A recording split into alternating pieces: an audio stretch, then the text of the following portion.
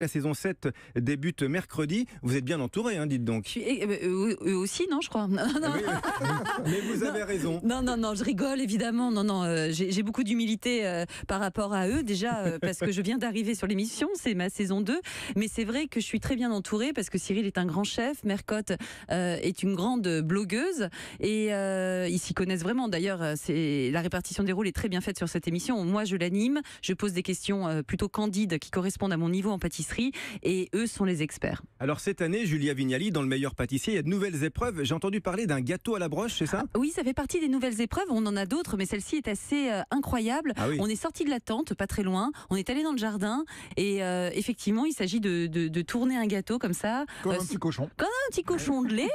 Faut pas le faire brûler. Et moi, qui ai eu la chance de le goûter, je peux vous dire que c'est délicieux. Et vous ferez quelque chose aussi autour des gaufres du Schnorr. Ah oui, le Schnorr est à l'honneur. Alors cette année, je dirais que la nouveauté, c'est quand même que chaque émission est thématisée. C'est-à-dire que chaque émission est vraiment un événement. Et l'émission qui correspond à la région Nord, au Hauts-de-France, nous avons un invité exceptionnel qui nous a fait l'honneur d'y participer. Je ne sais pas si je peux le spoiler.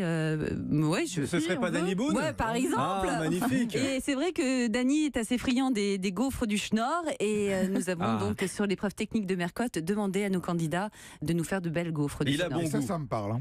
Julia, chaque samedi, nous cuisinons notre invité pour mieux le connaître à table. Vous êtes prête ? Prête. Allez, c'est parti. Le premier plat que vous avez cuisiné ?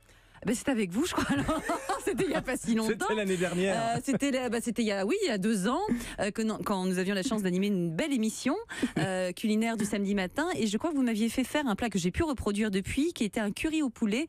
Vous vous souvenez de ça ? Avec des pommes, Mais absolument. Oui, c'était très bon et facile. Gros succès à la maison. Ah bah tant mieux. Combien de temps vous passez en cuisine par jour, justement ? Un petit peu trop à mon goût. Non, je veux dire, c'est que je me suis aperçue aussi grâce à vous que finalement, on ne peut pas bien manger si on passe pas un minimum de temps en cuisine. Ça n'existe pas. On peut pas claquer des doigts et bien manger. C'est pas vrai. Une petite demi-heure ? Voilà, une petite demi-heure. Vous y arrivez, ça, quand même ? Moi, j'y arrive. Ah bah bravo. Et combien de temps vous passez au restaurant ? Beaucoup plus, par contre.